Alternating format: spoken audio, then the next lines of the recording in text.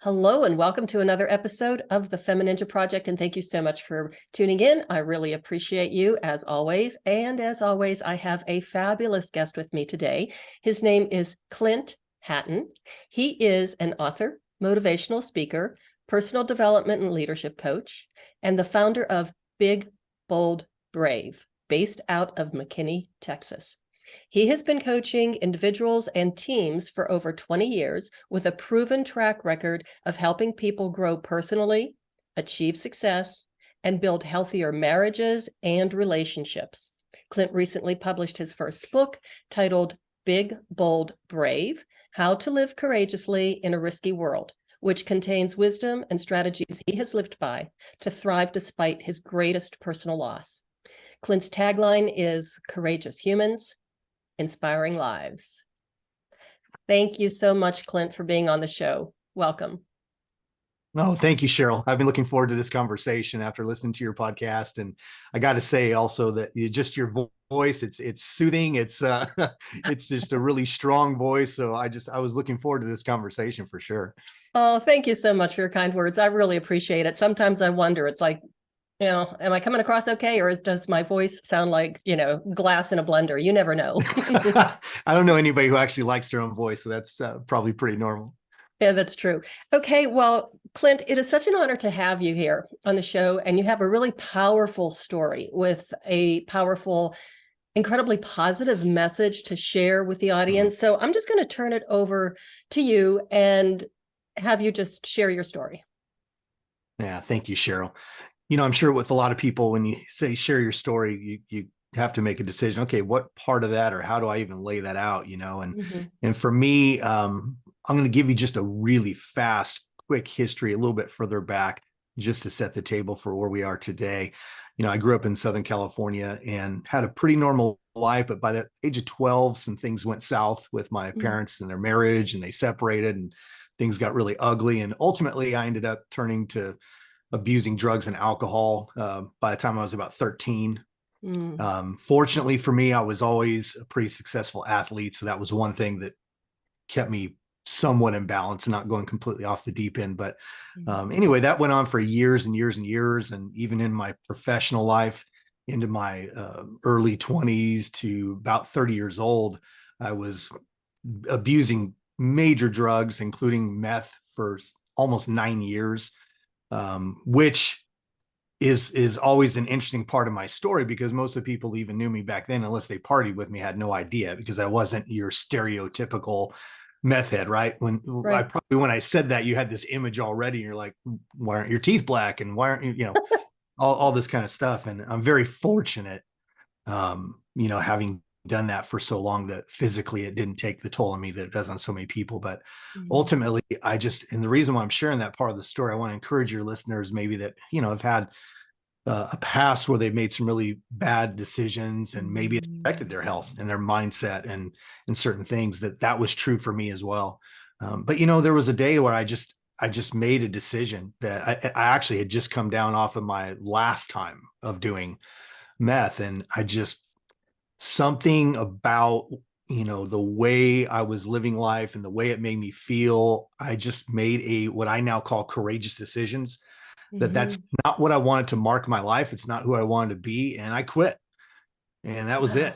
And that was, 25 plus, maybe 30 years ago. Now I'm dating myself, but a long time ago.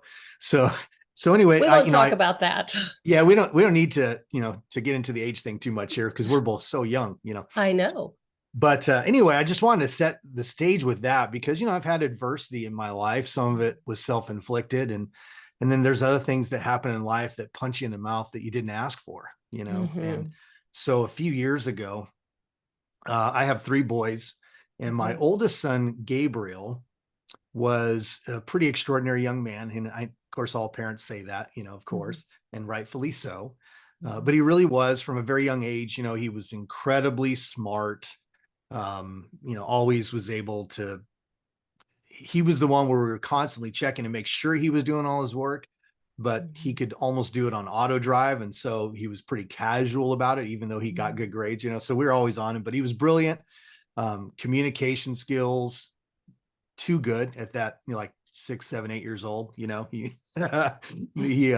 he was very argumentative, we'll say it that way. And when I say that, like a lawyer, and sometimes facts weren't all that important. It was just how he felt about something. So anyway, he was just you always knew that he was going to be able to do whatever he set his mind to. And at 8 years old, he got an opportunity to go up with his uncle Danny in a small aircraft flying, and it just did something in him. When I read about your story, I think you probably experienced something similar when you just got that juice from starting martial arts. There was something in it for you that just grabbed a hold of you, and that's what happened with him. And so as a parent, you're thinking, okay, fine, you're 8 years old, let's wait until you're 9, and then you're going to want to be a fireman or whatever.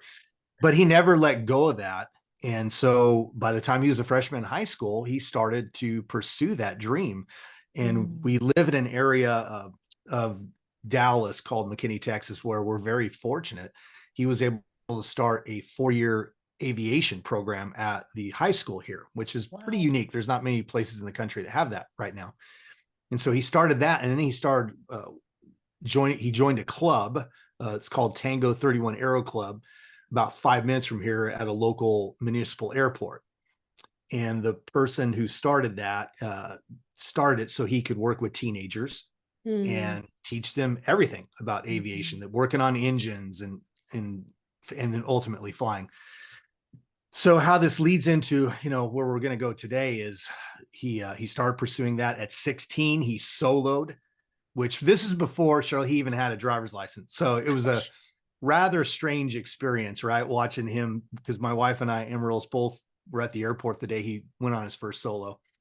And I remember, part of my, one of the things that I coach on and talk about, and it's in my book, is eating fear for breakfast. And I remember when he started to take off and he went into the air, it was so exciting. It was exhilarating. It's like, oh my gosh, he's doing it, And then he got up there, and then something else happened, and that's called fear gripped me. Me. And I'm like, okay, now he's got to come down and land, And so I remember just that flush of fear. And so, it comes at us. And so we're watching him, and he came down the first time, and it was actually pretty amazing. His first landing was pretty smooth, as he would like to say back then. It landed it like butter.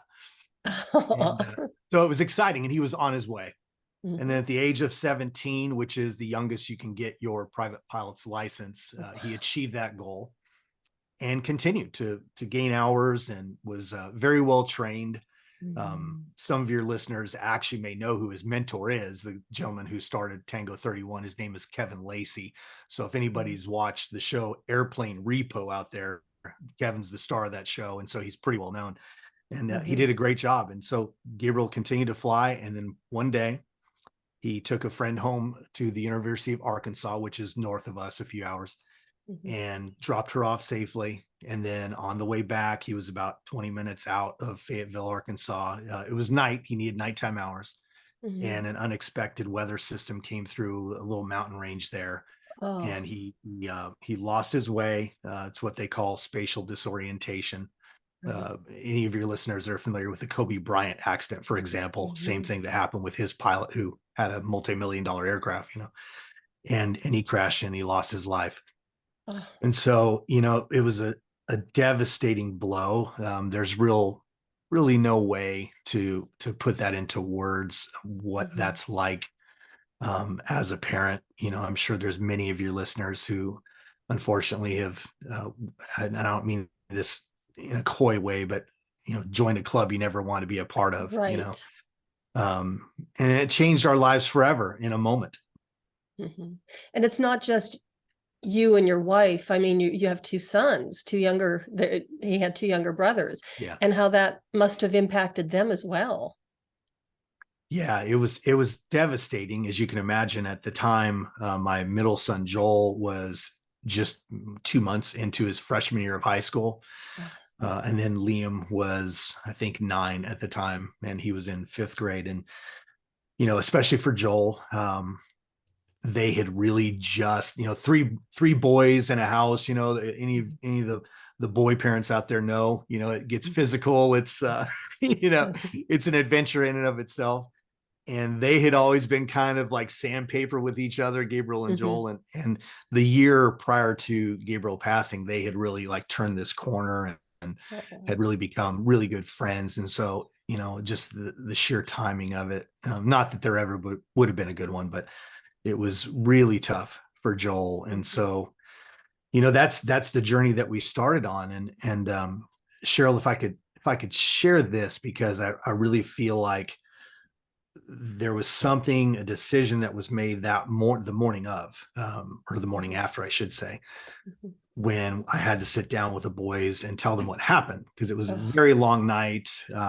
We can get into that if you'd like to talk about that night, but it was a very long night, a lot of waiting and not knowing and confusion, different reports. Was he Oh, okay? Was he not? God.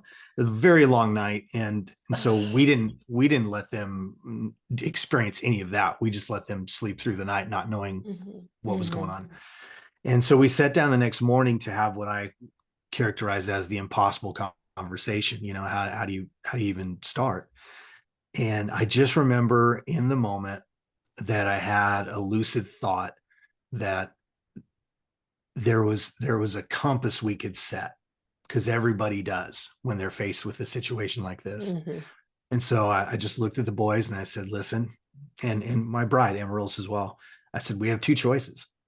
We have two choices how we're going to walk this out. One is we can choose to focus on his death, Mhm. the way he died, the tragedy of it, all the things that we're going to miss out on, that we're not going to get to experience with him, Mhm. and people do that. And Cheryl, I've been helping people, through coaching and mentoring and various things. I've pastored for many years as well, where I've helped people through this kind of stuff that has Mhm. destroyed marriages and destroyed families. Oh, yeah. And so, I said, listen, that's where we'll go if that's what we choose. But there's another option, and the other option is that we're going to choose life. And what I mean by that, because I talk a lot about the difference between a life and a death decision. A Mhm. life decision for us was just simply, we're going to focus on how he lived. We're going to Mhm. honor his life by living the way he lived, and I Mm. obviously told you a little Mhm. bit about him, but there was more to it. You can see, I'm going to duck out of the way for those that can see on Oh. video. You can see some guitars on the wall. Mhm. He taught himself guitar. He was an amazing photographer. I'm so fortunate Wow. to have probably thousands of his photos, many of which we've placed in different places. Mhm. He graduated a year early, all these different things. He lived, and we'll get into it at some point here, big, bold, brave. He just Mhm. attacked life. Mhm. We would go on vacation and we'd be on our way back we did a Florida vacation one time. We're driving back, and, 13-hour drive. So I'm focused on that. And he's already asking, what's next? And I remember being irritated at the time, because I'm thinking, can you not be grateful that we just spent thousands of dollars? And I just realized that it had nothing to do with that. It's just life Mhm. was an adventure. Mhm. So that's what we decided as a family that morning. And it's Mhm. important for your listeners to know that that doesn't take away the pain. Mhm. The pain is very real, and we still experience pain. Mhm. And I personally believe that grieving is not this, and I'm not discounting the 7-step process that we often hear Mhm. about, that those components are involved, but Mhm. there's no timetable to it, in a Mhm. sense that he's gone on this side forever. And Mhm. so we're never going to experience that again. And so it's a very real, painful thing at times, but we've Mhm. learned one thing that has helped us to work through that is to honor his life by living ours the way he Mhm. did, and doing the things that we feel like we were created to do. Mhm. I cannot imagine how, as a parent, you're going through this, you and your wife and your two boys, and it's like you're trying to pick up the pieces Yeah. and put them back together. And, what was it like, especially for your boys? I know you can't speak for them, but Right. their reaction and how they were able to accept, accept his loss, as well as, okay, we're going to celebrate his life and live like he did every single day. Yeah. Yeah. Well, that's a profound question. And the answer is, really there's some simple parts of our process that were effective that I'm going to talk about, but then everybody needs to know it's not perfect. We're not superhuman. There's nothing extraordinary about us. There were times when we didn't live this out every day, the way that we would like to. There's been some tough times, and both the boys processed differently as well. They're different age stations. They had different relationships with them. And so, and personalities are just different. So, for us, I think and it goes back again for us that very first morning, there was a second thing that we did that I think was also crucial in giving us, and I like to use the word compass because you're not exactly sure where the path is going to go, where it's going to zig, where it's going to zag, but you need to find your true north, right? And so one of the things that we talked about that morning was we need to understand that during this grieving process, we have no way of knowing. This is what I told them. We don't know how any one of us are individually going to respond from day to day.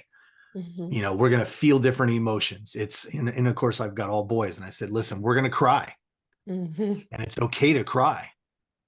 And we're going to be angry at times, and we're going to be maybe fighting some depression at times. And, there's a gamut of emotions that can hit you different ways. So I think acknowledging that first morning was helpful. And I do want to say, because, there's again, many people who have lost a lot, that maybe didn't start out day one the same way. And I need you to know, before I go any further, if you're already feeling that, you can still start over. You really can. There's some things you can do starting today, that are very healthy. But for us, that was a huge thing. And so I told them, listen, here's the way this is going to play out for us as a family. We are going to be okay with what everybody is feeling at any given time. There's never a wrong emotion, because the truth is you're not all feeling the same way at the same time too. So I may be upbeat and my wife is getting hit with something, or maybe we're fine and the boys are getting hit with something. And so we're going to recognize that. And there's a phrase that I use with them, and I actually put it as a quote in the book. And that was that it was okay to not be okay. It was not okay to not be okay alone. And so we made that agreement with each other, Cheryl, even with the boys as young as they were. We pulled them into that and said, listen, this is a two-way street. So we're not asking you to tell us when you're struggling, or just for you to process your emotions. We're going to do the same thing. We're going to be in communication with you. We're going to let you know, when we're feeling a certain way, when we're missing him, whatever appropriate at the time. Because it's important, we're emotional beings, and it's really important for us to be able to feel through those emotions, not suppress them. What an incredibly healthy way to deal with it, not only just at that moment in time, but looking forward. As you said before, I don't even remember if we were recording or not, about how a tragedy like this really rips families apart. And it seems like you had a very close family, or close knit, but do you feel like it brought the four of you even closer together, especially your two boys, with each other? No question. No question. I think what it did, because again, I think I said this a minute ago, but we were not perfect, and we have not been perfect. It's been a little over 3 years ago.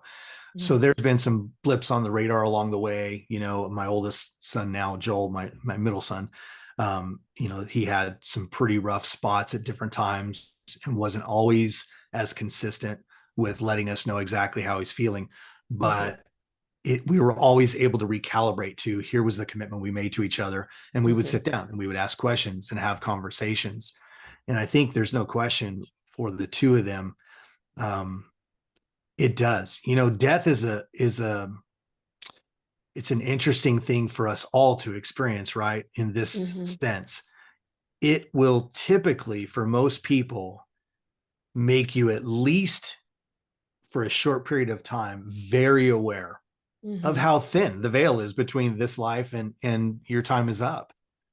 And so I think acknowledging that and, being okay with, certain days, maybe we're not going to live out this big, bold, brave mantra that we'll get to, shortly. But to recognize that life is precious. We only get one shot at it. And really neither one of us are promised anything beyond, we're recording this podcast right now. We're not promised past this podcast, And so I think part of that for the boys was helpful as well, that they recognized that life is precious and they needed to make decisions themselves to find ways to express themselves and to find joy, but also to find their way of feeling the pain and what they would do. And if I could share just really quickly, just, anything. Again, well, and reason I want to share this because people have asked me this or said this to me. It's like, well, you gave permission. And that's exactly what happened. I didn't say it that way, but effectively we were giving each other permission to process. And so, Liam, my youngest, and he's been that way ever since. He's 13 now. And he's a black belt, just like you. We talked about that before we aired. Love it. But he would constantly bring Gabriel's memory into everyday situations. So like we'd be at a pizza place, oh, Gabriel would have loved this pizza. Aww. Gosh, he would have loved it so much. Or maybe we went to a movie and it's like, oh, Gabriel would have loved this movie. And early on, Joel struggled with that because he didn't necessarily want to process when Liam was processing, right? And he had a different way.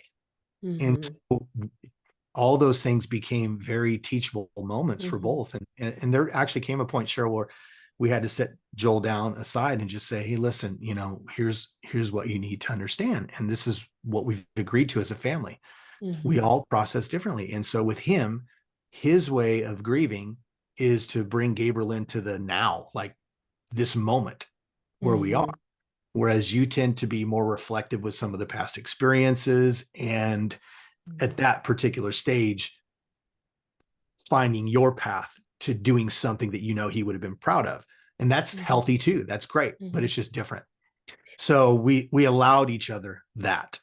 So you're masterful at helping them go through this. I mean, I can't believe with the amount of, like composure and understanding and empathy and, acceptance of the situation, everything that you're bringing, to the table. And do you believe that, your skills as a coach, because you had been coaching prior to this time, as well as, did you say you're also a pastor? Yeah, I actually am getting more into the personal development stage, and we can maybe talk about why I'm making that transition later. But yeah, I mean, I think, again, I've been helping people for well over 20 years, and in a pastoral role in particular, I've been in hospital rooms and been, praying with a family for at times hours, and then their loved one died right in front of us, and had to be a part of, the initial emotional trauma of that moment, and and then trying to help people as they grieve over time. And so there's some foundational things, I think, just because of what I have done vocationally and just my passion to help people, that certainly I think it would be, I just think it wouldn't be fair to say that wasn't part of what helped me. But then, as anybody who has experienced something like this would know, it's a whole different deal, when it's you and it's right in front of you. And so, I have to credit my beautiful bride as well. We're going on 20 years now. Congratulations. And yeah, thank you. Our marriage was very strong. It had a very strong foundation, which also obviously helped and made a difference in our ability to continue to walk this out. But we also ended up, having conversations that we had never had before. Again, death, I mean, it's inevitable. I know that's a stark fact, right? That we're all going to face sooner or later. But it can be a type of catalyst as well to make you more intentional with how you live your life today. So to answer your question, certainly there were some foundational things just with who I have been and the things I have done, but it required a new commitment. And I believe it required an even greater commitment because of the emotional pain that we were going to have to process ourselves. And so we made those decisions. And again, it's not perfect.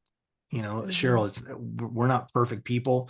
We've had times where, with one of, I'm not going to expose which boys right now, but, we had to send one of them to professional for a little bit to get another voice in there and see if, he could help with some decisions. And, I think more than anything, I don't feel it's so much my personal background or experience as it was, we were very aware. We've been very intentional with how we've walked this out, and no conversation is off limits, no emotion is off limits, and no method to get back onto the path of a healthy mentality and emotional state, and to live our lives moving forward was off limits.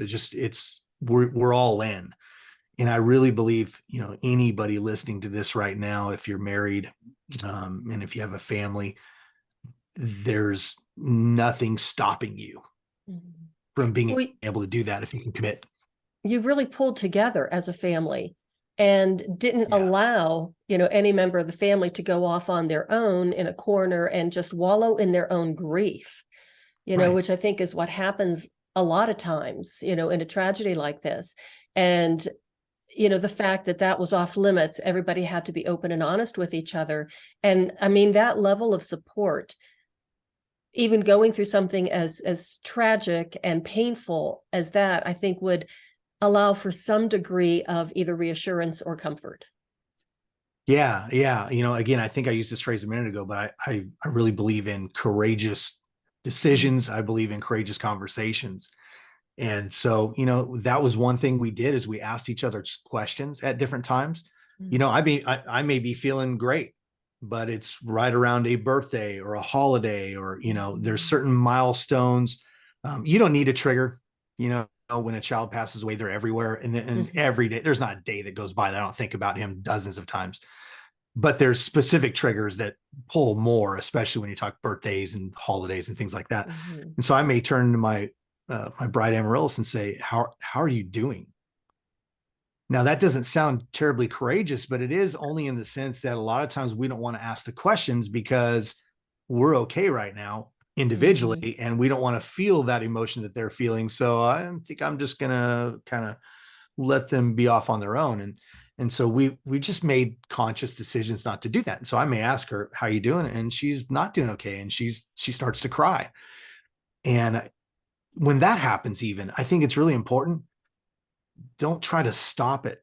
That's one thing I've seen a lot in some of the circles that I run in, and a lot of times in the church world. And I hate to overgeneralize, but I've just witnessed this over years, where there's this idea that if you're crying and feeling your emotion, that you either lack faith or there's something going on that we just need to stop it. We just need to do something to make you happy. Come on, let's go have ice cream, and just stop it. And that's not healthy. That's just another form of teaching people to bury their emotions that we all know. And I've listened to some of your podcasts. You've had guests on the show, a litany of different health and mental, issues that can cause. So, doing that. I'll share one quick story, Cheryl, as an example for myself too, is this last year, the 4th of July. So it'd been 3 years, and I've talked to a lot of people, obviously, because of our story, that have lost children. It'll be 20 years, 30 years down the road. Wow. And it is still going to feel like 6 months ago in some ways. And that's okay. And so on the 4th of July, we were down in Florida. We have family down there, and my father-in-law has a boat. We went out on this island. It's a beautiful day. It's 4th of July. So, everybody's celebrating, several other boats, and, just a big party. And I'm having fun, and we're just kind of bobbing in the water, because we're on the edge of the beach where you can some people have floaties, some are just bobbing, and I'm bobbing. And I don't even remember, Cheryl, exactly what trigger happened, but I just think, about Gabriel, and I just missed him. And so I started to not weep uncontrollably. I started to cry, and I realized, okay, I need to feel this. And so I just literally just kind of bobbed away and they're all partying and music's loud. I mean, Oh, nobody knows, right? You may be able to do, you can't do this in a board meeting, right? If you're in oh a my God. meeting or certain settings, you need to gather yourself. I Right. recognize that, get your composure, but then you need to make sure that you take time later that day or the next morning, or whatever it is, to allow yourself to go back and feel that. But I just allowed it in the moment, and it went on for probably 30, 40 minutes, and nobody cared because they're all having a great time. And it wasn't bad though. It wasn't negative. Uh-huh. I just was feeling him not being there, and just began to be grateful about different things and experiences we had. And so I had my moment. And Mm-hmm. then, okay. And I believe that when we start talking about our emotional life and the way that I believe we were created, that everything's an exchange, so Mm-hmm. I exchange that moment of pain and grief for joy. I Mm-hmm. rejoined the party, and we had a great time and danced. And I, told my wife a little bit later what had happened, because she wasn't even aware of what happened. And so that's just a simple example of, you don't need to stop feeling your emotions. You just need to learn how to appropriately feel your way through them in certain situations. First of all, I love the fact that you refer to Amaryllis as your bride after all these years. I think that's Yeah. lovely. And the image of you bobbing away from the boat and from all the other revelers or whatever, partiers, Yeah. just kind of, it's like so funny, but so poignant at the same time. Yeah. Yeah. I mean, Yeah, and sometimes you that's just need life. to, bob away. Yeah, that's exactly right. It's just, that's life, And so, to encourage your listeners again, who are processing any kind of pain, I know we talked about this before we went on the air, and it really is difficult for anybody to try to compare losing a child to anything else. And to which Mm-hmm. I would just say, first of all, comparison in any way on this, you know, this thing we call life is not a healthy thing, right? Mm-hmm. And so there is no comparison. But your loss, your pain, whatever it is, you may have been, married for many, many years and suffered through the loss of a divorce, or perhaps, Mm-hmm. became widow because one passed away, or obviously the pandemic had a Yeah. massive effect on this planet in so many ways. And so not only did a lot of people lose a loved one, but also a lot of people lost their livelihood. They lost Mm-hmm. businesses that they had, built for many, many years, or maybe were a couple of years, into building it and had just Mm-hmm. gained momentum, and then it was just ruined forever. So loss is relative. Mm-hmm. It's okay. You don't need to compare yourself to anybody else. It's life. Life punches you in the mouth at times. Mm-hmm. And so it's not a question of if you're going to experience some sort of pain or loss. It's really just when and how are you going to respond to it. Mm-hmm. I always say that life is full of hits, and none of us get through this life without our fair share of them. Yeah, And it's I how we agree. deal with them, just kind of, sets the stage for the rest of our lives, which is basically what you have been doing in such a very beautiful and moving way. And I want to now transition a little bit into the book then. Was this part of your healing process? Mm. When did you realize that you had to write a book? Yeah, that's a great question. I love it.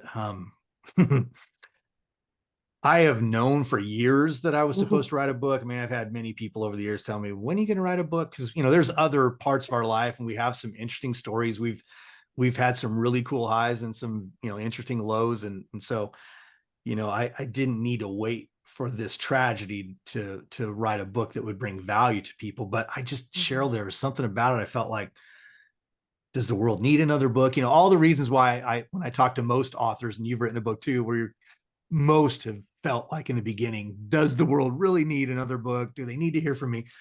So I went through all that, but I think the kicker, there was two things that propelled me to eventually make the decision to go ahead and start writing it. The first was based on what we just talked about a second ago.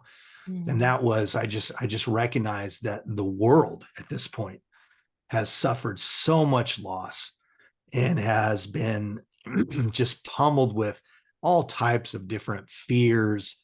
And there's hatred that's gone to a whole other level, in Mhm. so many different ways. There's just a lot of strife, right? And so I felt like this was a book that I could write that could possibly bring healing to a lot of people, and hopefully change a lot of mindsets, Mm-hmm. and inspire people to not be crippled with fear, and not Mm-hmm. really chase after, or not even chase after, but create the life that they really want, and some of Mm-hmm. those things. So I was inspired by just the world's loss Mm-hmm. to do something to help. And then the second catalyst, which I think was just as critical, if not more critical to me making the decision, is I was on a conversation with on my book. The foreword was written by a gentleman named Howard Bihar, which some of your listeners are going to know who he is, and some will not, but they'll definitely know where he worked. He was the former president of Starbucks International and Starbucks North America. And so I was on a short phone call with Howard, and I was explaining to him a little bit about Big Bold Brave, which I can, quickly give the basis of how that even came about here in a little bit. But I was just explaining to him very briefly, what my heart was, what my mission was to help people. And he asked me point blank, "Have you written the book?" And I'm actually, he doesn't talk that way. If anybody's ever heard Howard Bihar, he is the kindest man, sweet and gentle soul. I mean, he's the sweetest guy ever. So it didn't sound like me, but he just said, "Hey, have you written the book?" And I'm, "No." And so that night, he asked me, "Well, how can I help you?" And I felt, I think there's probably a lot of people that relate, that I didn't know Howard. And there's a whole other story that I won't get into for sake of time, of how we ended up even on a call. And it actually has to do with watching or listening to a podcast. And I connected with him after a podcast. So that's pretty cool. But Wow. in that conversation, I wasn't expecting him to call me, which is what happened. And um, I wasn't prepared to answer that question. And so all I could think of, Cheryl, was, "Howard, I don't know, but I'm going to write the book. And will you read it?" And the rest is history. Obviously, he did end up writing my foreword, which I asked him later on. But and here's why I bring up Howard's participation in that. I felt like he was the final shove, but he said Mm-hmm. something that night that was really critical. And it's how I wrote the book. And it's really how I approach everything, including, even this conversation today. Mm-hmm. He said, "Don't write it to try and be a bestseller. Don't write it to try and make a bunch of money." He said, "Write it as if you're writing it to one person." Mm-hmm. And so that's what I did, and I'll pat myself on the back this much, I have some really solid endorsements, and I've had quite a few people that already have the book in their hands. That the coolest thing for me as an author has been, they've all said, "I felt like I was just, you were speaking directly to me," which was the point. But so it was really those two things. I think an opportunity, to give my pain a purpose, an Mm-hmm. opportunity to help people, and not necessarily that have lost a child, but just need an encourager, need a Mm-hmm. coach, need someone that can help them just take one step and change their Mm-hmm. life. And then, Mm-hmm. you know, um, one person Yeah.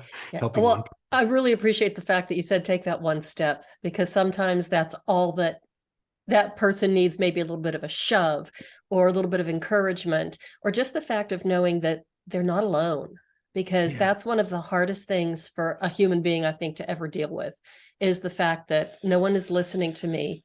I'm on my own. And that is just so overwhelming and so devastating. absolutely. Absolutely. I completely agree.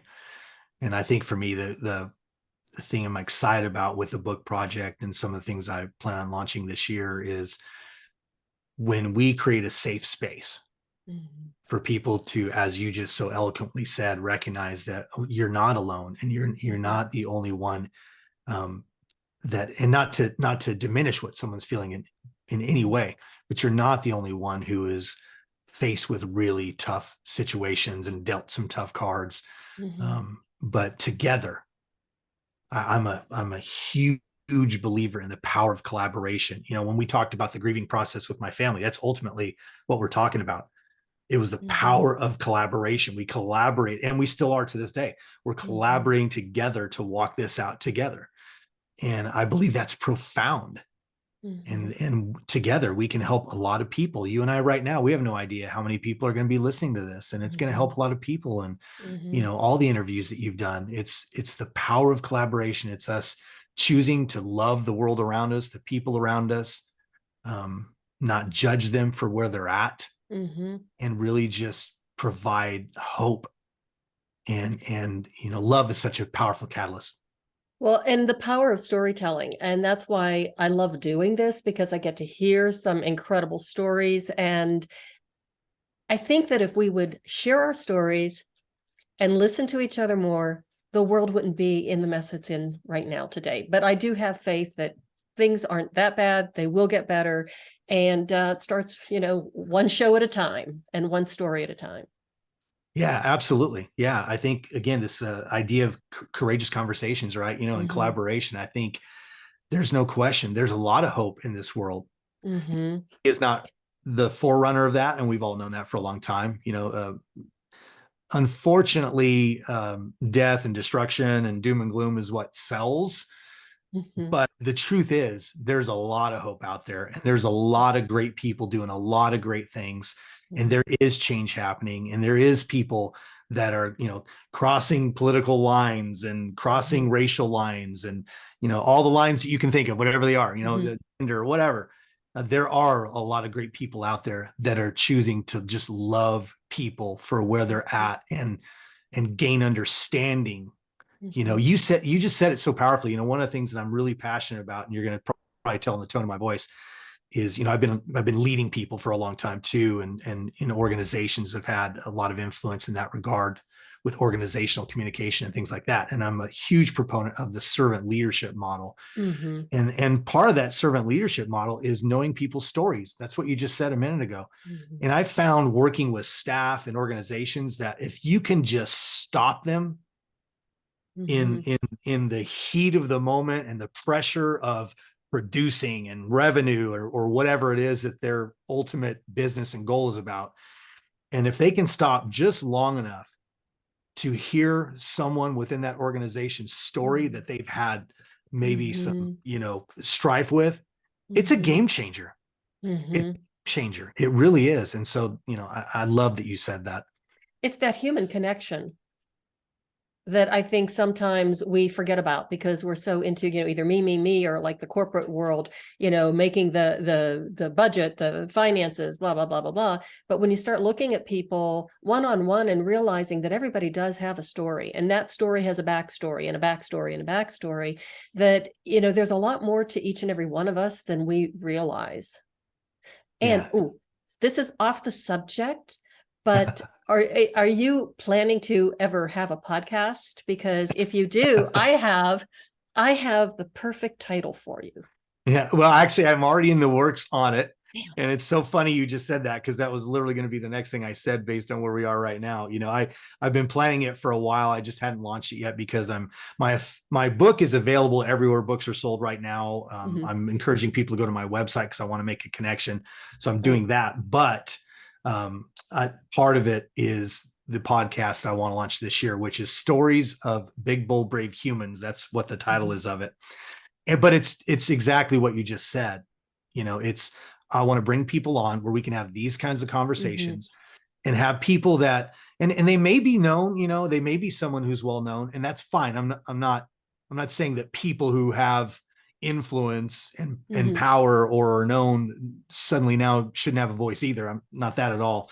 But I really just want to be real people who have experienced some real difficult challenges in life and not just overcome it. Because to me, it's not enough. I'm not going to interview someone who grew up in abject poverty and built $1 billion business on the backs of everyone around them and is not generous and doesn't care about people. That's not going to cut it.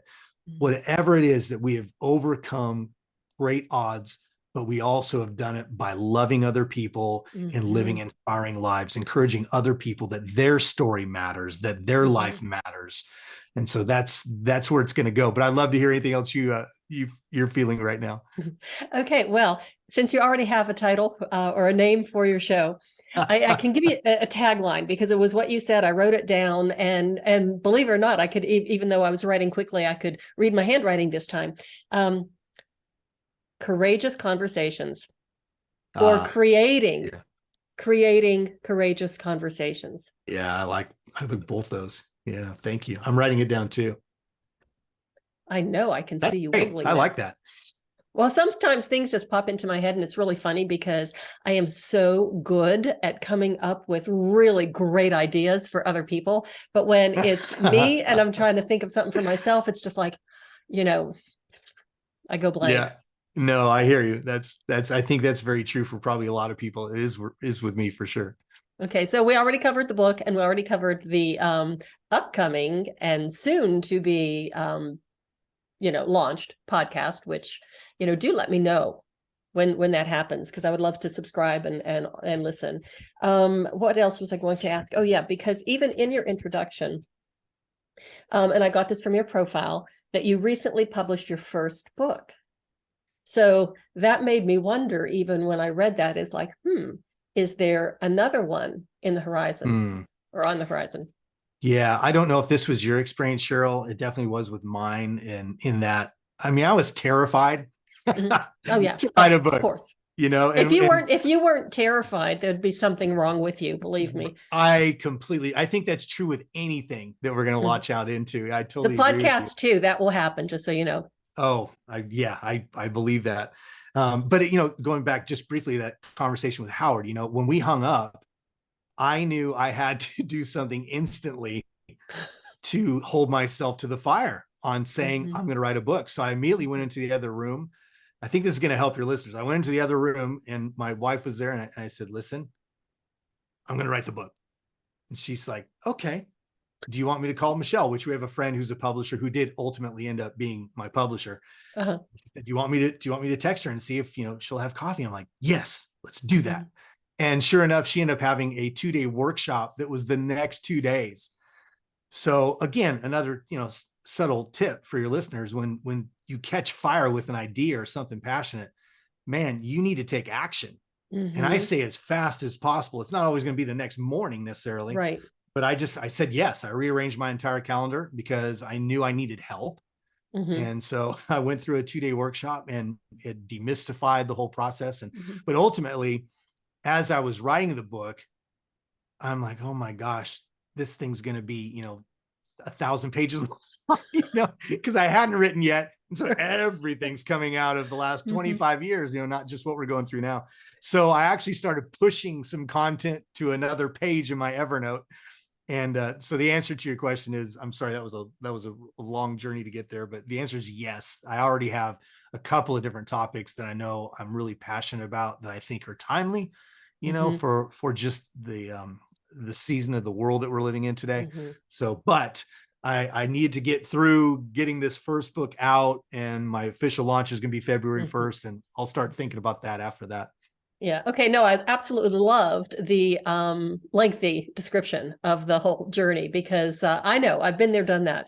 And I think it's really funny, and talking to other authors too, because, it's like, write a book.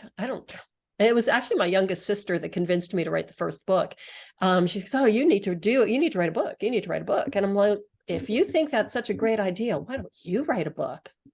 And she goes, no. Right. She says, you really write well, and blah, blah, blah. And I'm like, how do you know I write well? You have no idea. I mean, I can't write, my handwriting's terrible.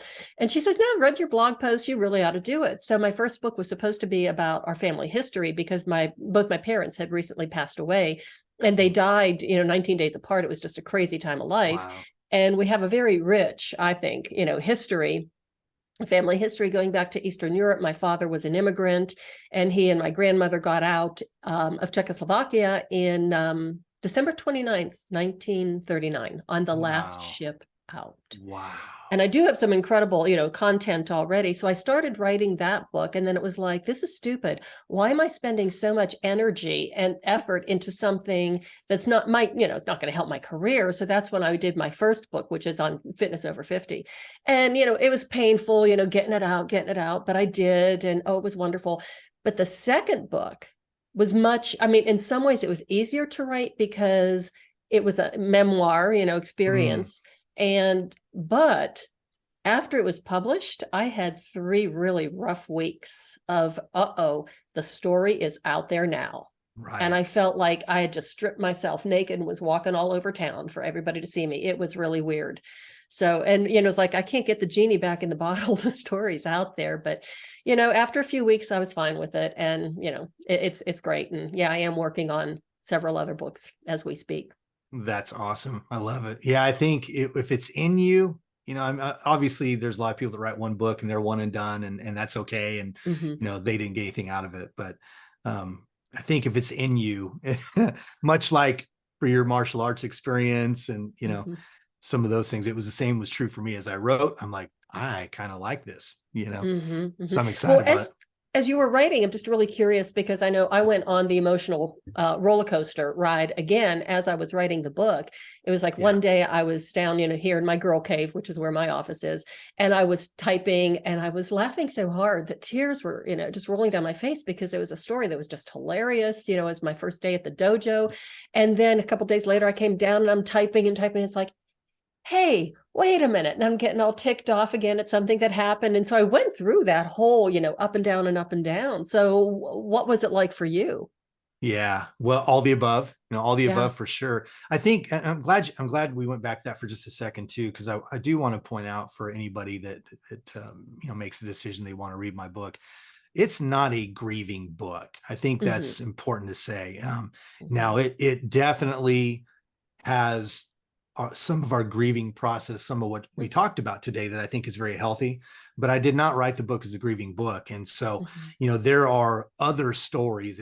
It's not just about the tragedy with Gabriel. Mm-hmm. So because of that, I experienced all kinds of different emotions. I mean, there was certainly a lot of processing with some of the difficult things that we went through that I want to be very vivid with in the book. It's a very raw, very true, very authentic Mm-hmm. book. I even say in my bio that I lived these values and strategies, and I mean that, and I've made it Mm-hmm. very clear, not perfectly, but Mm-hmm. I've lived these things. They're not just these theoretical, strategies that I read somewhere, and so now I just regurgitate them to the world around Mm-hmm. me and want to sound like I know Right. what I'm doing.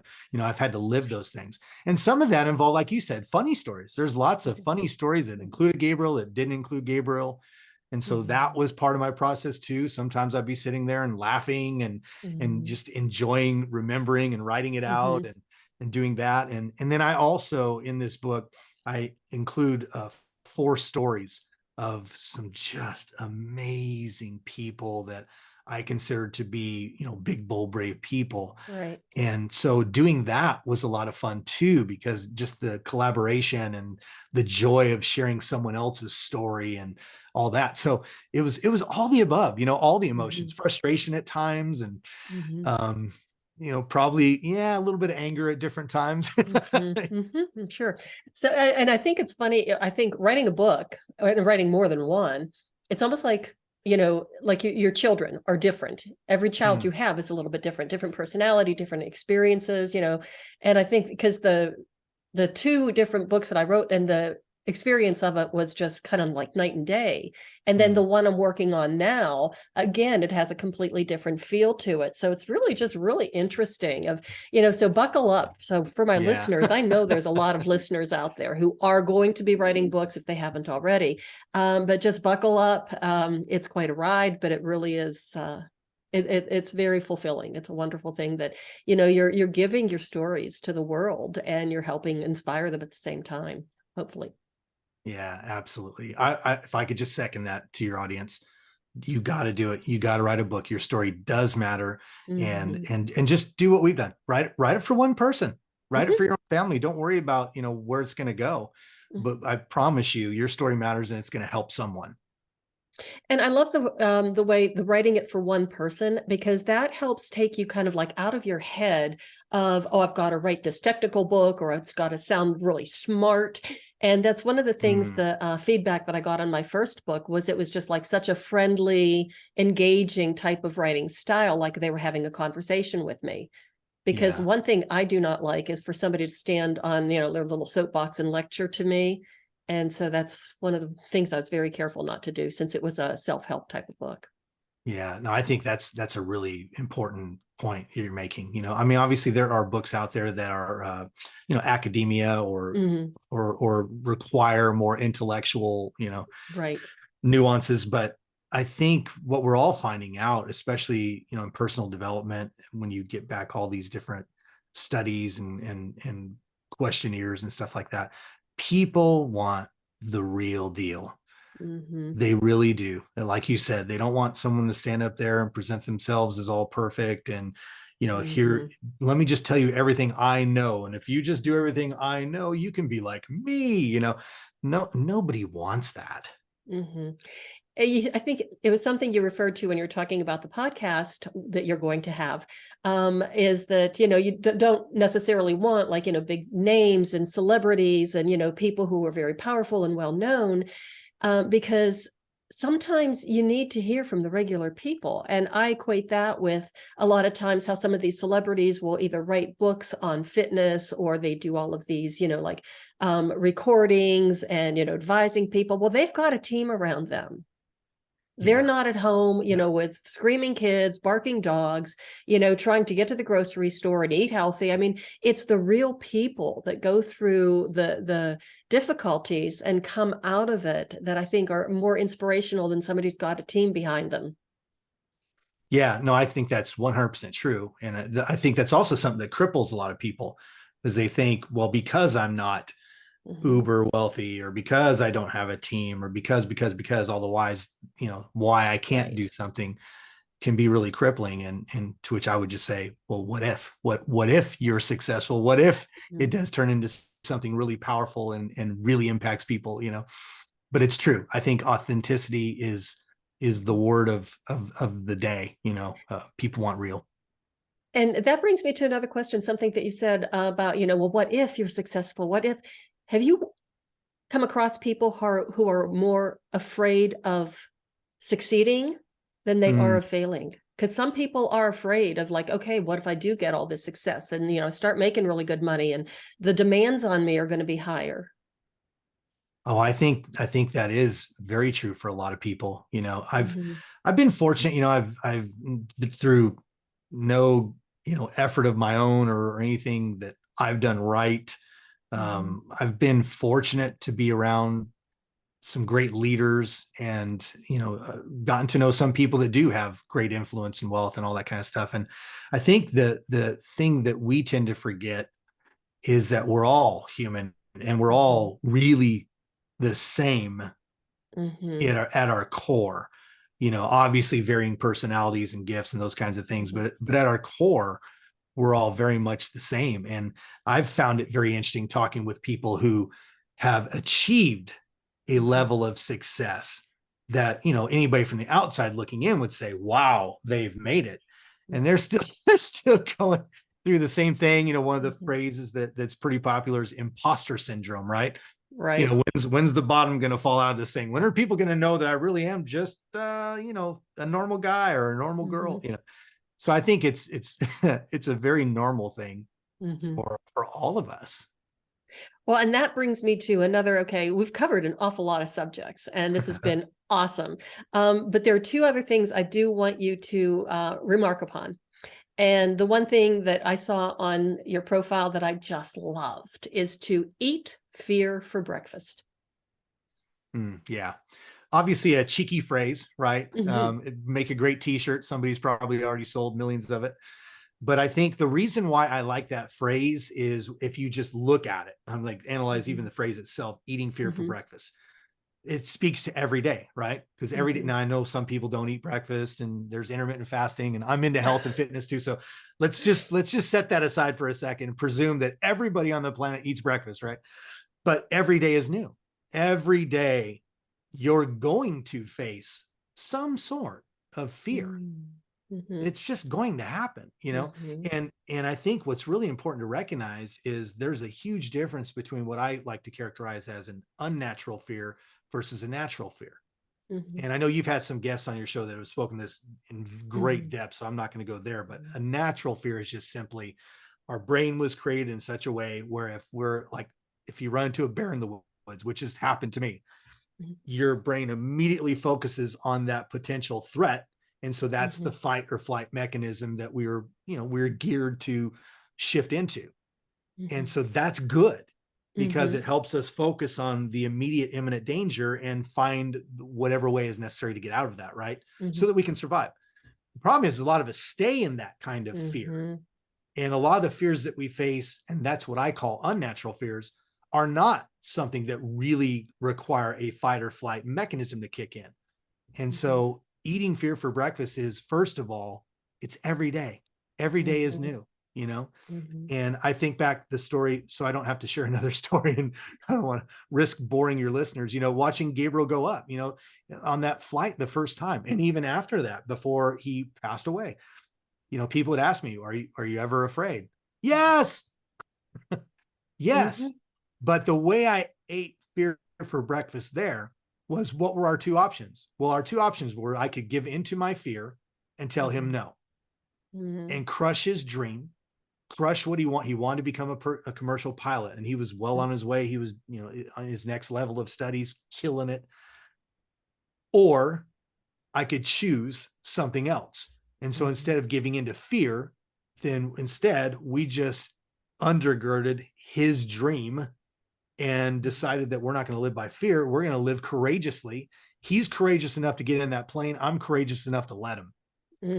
And so he was able to, as hard as our story is in that he's not with us anymore, the one thing that will never change for me is that he was living his dream. It didn't go the length of time that we would have dreamed. I can only now, you know, daydream of what he would have accomplished given more time. But the truth is he was living more in 17 years than a lot of people that I have met with and coached and talked to over the course of 30 years doing an entire lifetime.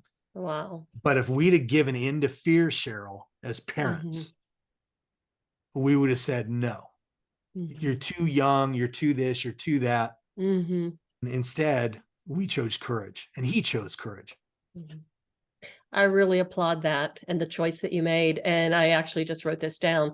Living a courageous life. What a wonderful thing.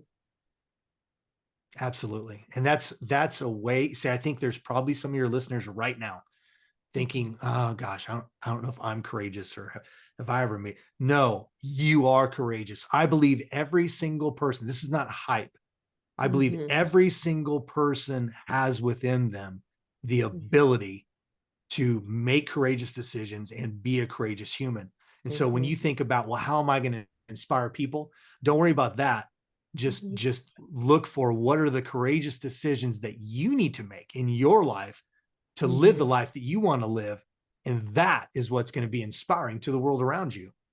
And for some people, it might even be just getting out of bed in the morning, getting yourself showered, dressed, and having the courage to step out that door, because I know a lot of people have fear. Even around that, I think, again, going back to the pandemic, which has instilled so much fear, but it's just like, you got to do it. Just think of all the incredible opportunities you might be missing out on. So, you know, take that first step, no matter what it is. If it's, you know, learning how to fly a plane, if it's getting into a martial arts dojo, if it's just getting out of bed, getting dressed, and going to the grocery store. Absolutely. 100%. I think you just said it very, very well. That, and I would even propose that perhaps at times, even those sound at face value like smaller, courageous decisions, I would say perhaps they're the most courageous of all, because until you take that courageous step, you can't really, what I like to say, stack them and take other courageous steps.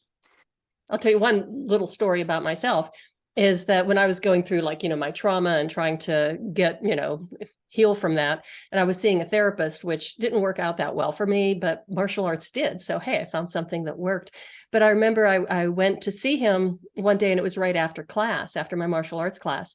And I mean, I was just in a really bad mood, and just, you know, it was ugly.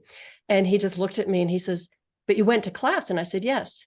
And he said, "Oh, I really admire the fact that you would go to class even though you didn't feel like it." And I said, if I didn't do anything because I didn't feel like it, I would never get out of bed in the morning. It's just, I had to go just to get out of bed. But absolutely. Sometimes that is a big step. No, absolutely. And, you know, again, to be fair to people that, you know, have gone through a deep grieving process with losing a loved one, you know, we had some of that too. You know, the first, really, I think the first year is what I call the shock and awe phase, because you haven't been through the milestones, you know, the birthdays, the Christmas or Thanksgiving or whatever holidays that you celebrate, you know, graduations, all these things. And so there were many days early on. And I know we probably don't have time to talk about health and fitness, but I just love that that's part of your platform, because Mm-hmm. that's a huge part of what's Mm-hmm. helped us to get through it too. We Mm-hmm. had a couple of months there where it was hard just to get out of bed and want to do anything. Mm-hmm. We're not perfect, Mm-hmm. but we made the courageous decisions to do that. We really did. For a while, to your point, that was our courageous decision, to get up, Mm-hmm. take a shower, and just go through a normal part of our life. And then we Mm-hmm. started increasing and going to a new Mm-hmm. level with our nutrition and fitness as well, because Mm-hmm. we recognized how big of a factor that is, even with your brain and your emotions and things like that. Yeah. Well, and thanks for bringing that up, because that is, it seems like you said, a small thing, but it really isn't. It's that first step. It's starting that path. And yeah, it just starts the journey. The journey is not easy. And the struggle is real, but it can be done. Yeah. Yep. Absolutely. Well, Clint, it has been so wonderful talking to you this morning. I've really enjoyed our conversation. And once again, I'm so sorry for your loss. And I do want to say that I do have one thing in common with Mm. Gabriel. We both had the same nickname. Aw. Up until the That's day, awesome. up until the day my dad died, he was still calling me Skinny. That is awesome. I love it. Mhm. Yeah. Yeah. Just quick anecdote to that is the founder of the club that he was a part of, Tango 31. Kevin gave all of those kids, still this day, gives them all a nickname. And it's, to me, it's just such a special thing. It's funny, but it's also meaningful. Mm-hmm. Yeah. Well, and thank you again for being on the show. I really appreciate it. Oh, just quickly, if you can tell the audience where they can get a hold of you, your website, give us the links. Of course, they're on the show notes, but I like for the guests to be able to articulate. Yeah, absolutely. With a book, you can go anywhere. Books are sold, but I Mm-hmm. really, there's a lot going on with Big Bold Brave. It's a mission. It's not just a book. So I would encourage you to go to BigBoldBrave. And I say us. I know it's US, but it's BigBoldBrave.us. Again, the power of collaboration. It's us together. And so if you go there, you can find everything. You can get the book. You can find all of my social media links. For corporate speaking or things of that nature, you can find the page for how to bring me in and bring one of these messages to your organization. So that's Mm-hmm. the best way, because it's got everything there in one stop. Okay, excellent. Well, thank you again for being on the show. I really No, thank you, appreciate it. Cheryl. It's been a huge pleasure. Aw, and lots of love to your bride and your beautiful boys. And please tell Liam to, keep kicking butt and taking names. I'm very proud of him, and I'm so excited for him in that next belt level. And everybody, thank you so much for listening. Wow, what a story, and how inspiring. So just remember, do check out Clint's website, check out the book, and keep your ears open for his podcast, which will be coming up eventually. And remember to create courageous conversations and learn how to live a courageous life. And be big, bold. What was it? And brave. Big, bold, and brave. I love it. And that is the way of the FemiNinja.